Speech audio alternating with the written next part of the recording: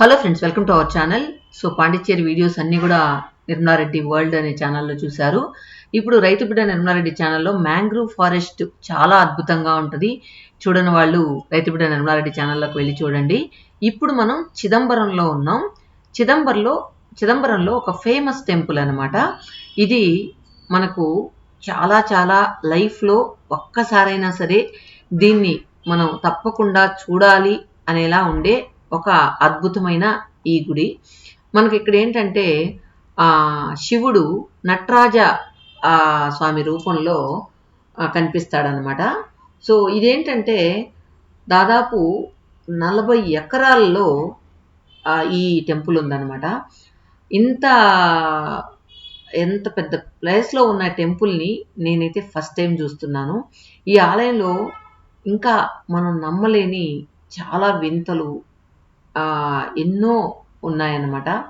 పంచభూతాల్లో ఒకటైన ఆకాశతత్వానికి ఈ ఆలయం ప్రతీకగా మనం అనుకుంటూ ఉంటాం. ఈ ఆలయానికి సంబంధించిన రహస్యాలు శాశ్వతంగా కూడా ఉండిపోవచ్చు. కానీ ఈ దేవాలయానికి సంబంధించిన సంపద గురించి మరికొన్ని రోజుల్లో తేలిపోనుంది. ఎందుకంటే ఈ గుడిలోని సంపద లెక్కించేందుకు దేవాలయానికి సంబంధించిన దీక్షిత వర్గం వారు కూడా లెక్కించేందుకు ఒప్పుకోరంట. ఇది ఇలా ఉండగా ఆలయానికి సంబంధించిన కొన్ని నమ్మలేని నిజాలు అదేంటి అనేది మనం చూసినట్లయితే, ఇది ఇక్కడ మనం నటరాజస్వామి ఆలయంగా చెప్తారనమాట. చిదంబరంలో ఆకాశలింగం ఉంది. నార్మల్గా మనకు పంచభూత లింగాలు భూమి, ఆకాశం, గాలి, నీరు, అగ్ని అలా. సో అలా ప్రతి ఒక్క దానికి ఒక్కొక్క లింగం ప్రతీకగా ఉంటుంది. ఇక్కడ మనం 5 లింగాలు ఎక్కడెక్కడ ఉన్నాయనే విషయానికి వచ్చేసినట్లయితే, 5 లింగాలు నింగికి, నేల, గాలి, నీరు, నిప్పు. సో ఇవి 5 లింగాలు. ఒకటేమో ఆకాశలింగం, పృథ్వీలింగం, వాయులింగం, జలలింగం, అగ్నిలింగం అంటారనమాట వీటిని. ఇవన్నీ మనకి ఎక్కడెక్కడ ఉన్నాయంటే, ఆకాశలింగం అనేది చిదంబరంలో ఉంది. నటరాజస్వామి రూపంలో శివుడు మనకు దర్శనమిస్తాడు. అదేవిధంగా పృథ్వీలింగం ఏకాంబరేశ్వర ఆలయం అంటే అది కంచిలో ఉంది. అదేవిధంగా వాయులింగం కాళహస్తిలో ఉంది. జలలింగం జంబుకేశ్వర ఆలయం, అది తిరుచునాపల్లి అంటాం కదా, అక్కడ ఉంది. తర్వాత అగ్నిలింగం అరుణాచలంలో ఉందన్నమాట. అంటే తిరునామలై అని కూడా అంటాము, అరుణాచలేశ్వర ఆలయం అని అంటూ ఉంటారు. సో మీలో చాలామంది ఈ 5 లింగాలు చూసే ఉంటారు.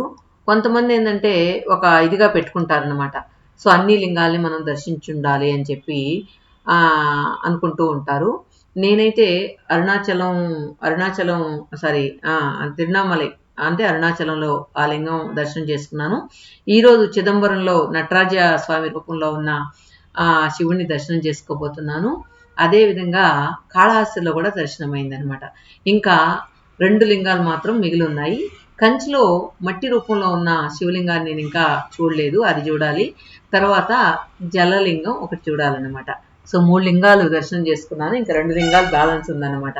సో ప్రతి ఒక్కరూ మనం చనిపోయే లోపల ఈ 5 లింగాల్ని దర్శనం చేసుకుంటే జన్మ తరిస్తుంది అని చెప్పి పెద్దల నమ్మకం. సో ఇంకా దేవుడు ఇంకా కరుణించలేదేమో, మిగతా 2 లింగాలకి దర్శన భాగ్యం ఇంకా కలగలేదు నాకైతే. యాక్చువల్గా నాకు అది ఏంటో అట్లే జరిగిపోతూ ఉంటుంది అనమాట. ఎక్కడికి నేను వెళ్ళాలి, ఖచ్చితంగా వెళ్ళే తీరాలి అనేటట్టు ఏం ఉండదు. కానీ అది ఆటోమేటిక్గా నాకు తెలియకుండానే నేను వెళ్ళిపోతూ ఉంటాను అనమాట. అలా జరుగుతూ ఉంది ఇక్కడైతే. ఇట్లా గుడుల్ని చూసే విషయంలో అయితే, నా విషయంలో శివలింగాల విషయంకి వచ్చేసినట్లయితే, కాళహస్తి, కంచి, చిదంబరం అంటే వాయులింగం, తర్వాత భూమికి ప్రత్యేకంగా ఉన్న ఏకాంబరేశ్వర లింగం, ఇక్కడ వచ్చి నటరాజ రూపంలో ఉన్న శివలింగం, ఇవి 3 ఆలయాలు కూడా శాస్త్రీయ పరంగా 79 డిగ్రీల 41 నిమిషాల రేఖాంశం ఉన్నట్లు నిర్ధారించారు. ఈ ఆశ్చర్యకరమైన వాస్తవాన్ని శాస్త్రజ్ఞులు కూడా ధృవీకరించారన్నమాట. సో అంటే ఆ రోజుల్లో తెలియకుండానే ఒకే లైన్లో ఇవి వచ్చేలాగా కట్టున్నారన్నమాట. ఇంకొకటి ఏంటంటే, ఈ ఆలయంలో గర్భాలయం వెనుక భాగంలో ఒక చక్రం ఉంటుంది. దానికి ముందు భాగంలో బంగారు బిల్వపత్రాలు వేలాడుతూ కనిపిస్తాయి. అయితే వీటిని భక్తులకి కనబడకుండా ఒక తెరను అడ్డుగా ఉంచుతారు అక్కడ పూజారులు. అయితే ప్రత్యేకమైన సందర్భాల్లో మాత్రం అందరికీ ఆ తెరను తీసి భక్తులకు చూపిస్తారన్నమాట. ఈ ప్రదేశాన్ని శివహాంబవ అంటారు. శివ అంటే దైవం, అహం అంటే మనం. సో మన మనసులో మన మనసు దైవంలో ఐక్యమయ్యే ప్రదేశం అని అర్థం అన్నమాట. ఏ రూపం లేకుండా అజ్ఞాన్ని తొలగించుకుంటూ దైవ సన్నిధి అనుభూతి చెందడమే ఈ పుణ్యక్షేత్ర ముఖ్యాంశం అంటూ ఉంటారు. ఇదే చిదంబర రహస్యం అని కూడా చెప్తూ ఉంటారు. చిదంబరం అనగానే చిదంబర రహస్యం ఏంటి ఏంటి అంటూ ఉంటారు కదా, అదే ఈ చిదంబర రహస్యం. చిదంబరం ఆలయానికి వెళ్ళి దర్శనం చేసుకున్న ప్రతి ఒక్కరికి ఇలాంటి అనుభూతి ఖచ్చితంగా కలుగుతుంది. ఎవరైతే ఈ గుడిలో నటరాజస్వామిని దర్శించుకుని బయటకు వచ్చి వెనక్కి తిరిగి చూస్తే ఆ దేవాలయానికి సంబంధించిన గోపురం మన వీపు వెనకే వస్తున్న అనుభూతి కలుగుతుంది. ఈ గుడిలో మరో ప్రత్యేకత ఏంటంటే ఈ దేవాలయం గోపురం పైన 21,600 బంగారు రేకులతో తాపడం చేశారన్నమాట. అంటే ఆ కలశాల్లాగా ఉంటాయి కదా అవి. అంటే ప్రతి ఒక్క మనిషి ప్రతిరోజు ఈ బంగారు రేకుల తాపడం చేసేందుకు 72,000 బంగారు మేకులను వాడారు. ఇవి మన శరీరంలో ఉండే నాడులు అని ఆయుర్వేదం ద్వారా తెలుస్తూ ఉందన్నమాట. ఇంకా చిదంబరాలయంలో నటరాజ స్వామి విగ్రహం కాలి బొటనవేలు భూమి అయస్కాంత క్షేత్రానికి మధ్య బిందువు అని శాస్త్రవేత్తలు కూడా పరిశోధనల అనంతరం స్పష్టం చేశారు. అందుకే ఈ ఆలయం అయస్కాంత క్షేత్ర మధ్య బిందువుగా కూడా ఉంటుంది అనమాట. అంతేకాదు ఈ దేవాలయానికి 1 కాదు 2 కాదు ఏకంగా 9 ప్రవేశాలు ఉన్నాయి. యాక్చువల్గా మేము తిరువణామలై వెళ్ళినప్పుడు, అంటే అరుణాచలం వెళ్ళినప్పుడు 4 ద్వారాలకే అయ్యో చాలా అద్భుతంగా ఉంది అనుకున్నాము. కానీ చిదంబరంలో 9 ద్వారాలు ఉన్నాయన్నమాట. అంటే నేను చెప్పాను కదా దాదాపు 40 ఎకరాల స్థలం ఉందని. ఆ 40 ఎకరాల స్థలం చుట్టూ కూడా 9 ద్వారాలు ఉంటాయన్నమాట. ఇవి మానవుడికి ఉండే నవరంధ్రాలకు ప్రతీకగా భావిస్తారు. ఈ గుడిలో పొన్నాంబళం అంటే ఎడం వైపు ఉంటుంది. ఇది గుండె ఉండే స్థానం. ఇక్కడికి వెళ్ళేందుకు పంచాక్షర అంటే పడి ఎక్కాలి. అంటే ఇది నమశివాయ అని పంచాక్షరిని సూచిస్తుంది. నమ శివాయ అని పంచాక్షరిని సూచిస్తుంది అన్నమాట. ఈ ఆలయంలో కనుక సభలో 4 స్తంభాలు, 4 వేదాలకు ప్రతీకలు, పొన్నాంబళంలో ఉండే 28 స్తంభాలు, 28 శైల ఆగమాలకు ప్రతీకలు, ఇక్కడి 9 కలశాలు 9 రకాల శక్తికి ప్రతీకలు, ఆ పక్కనే ఉన్న మండపంలో 18 స్తంభాలు 18 పురాణాలకు ప్రతీకలు, నటరాజ భంగిమను శాస్త్రవేత్తలు కాస్మిక్ డాన్స్ అని అభివర్ణించారు.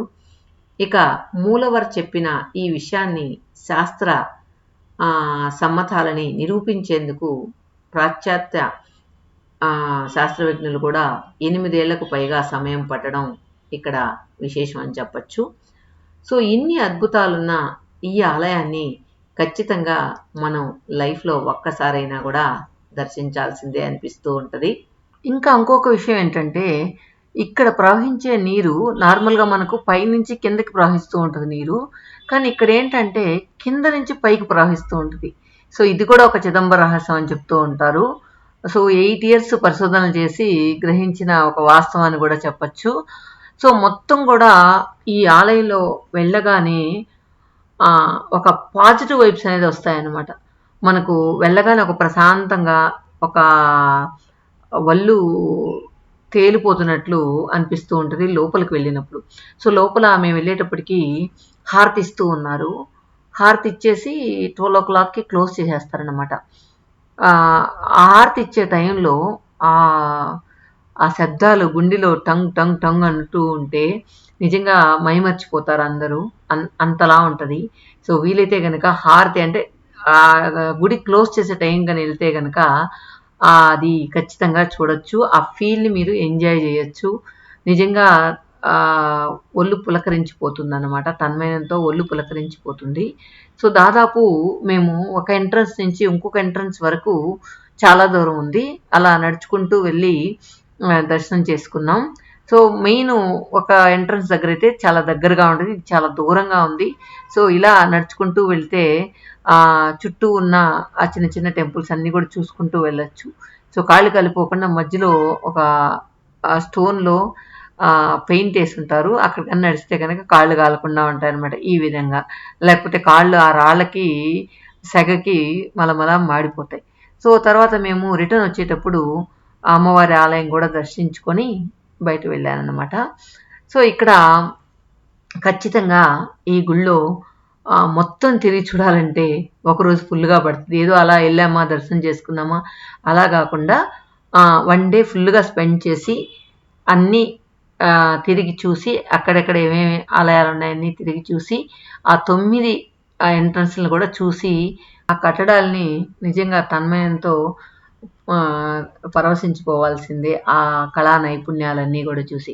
ఒక్కొక్క రాయి ఇంతింత లావుగా ఉంటే వాటిని ఎలా పెట్టారో అనిపిస్తది. మనం పైన పెయింటింగ్స్ ఇక్కడ కాదు కానీ మెయిన్ టెంపుల్‌లో పెయింటింగ్స్ చూస్తే నార్మల్‌గా వెజిటబుల్స్‌తో తీసిన కలర్స్‌తో చేసిన పెయింటింగ్స్ అంట. ఇన్ని వందల సంవత్సరాలైనా గూడా చెక్కు చెదరకుండా ఆ మెయిన్ టెంపుల్‌లో ఉన్నాయి. ఇవి ఇప్పుడు మీరు చూస్తున్న టెంపుల్ ఎప్పుడేసారో నాకు తెలీదు గానీ, ఆ మెయిన్ టెంపుల్‌లో మాత్రం చాలా సంవత్సరాల క్రితం వేసిన పెయింటింగ్ అని చెప్తూ ఉన్నారు. నేచురల్ కలర్స్ అని. మొత్తానికి ఈ శివలింగ దర్శనం మాత్రం ఒక అద్భుతం అని చెప్పొచ్చు. కానీ శివుడు కనిపించకుండా నటరాజ స్వామి రూపంలో మనకు దర్శనమిచ్చే ఈ శివుని దర్శించడం నిజంగా మనకు జన్మ ధన్యమైపోతుంది అనిపిస్తుంది. సో, మీ అందరికీ వీలైతే గనక ఈ 5 లింగాల్ని దర్శించుకోవడం ఒక అదృష్టం అని చెప్పొచ్చు.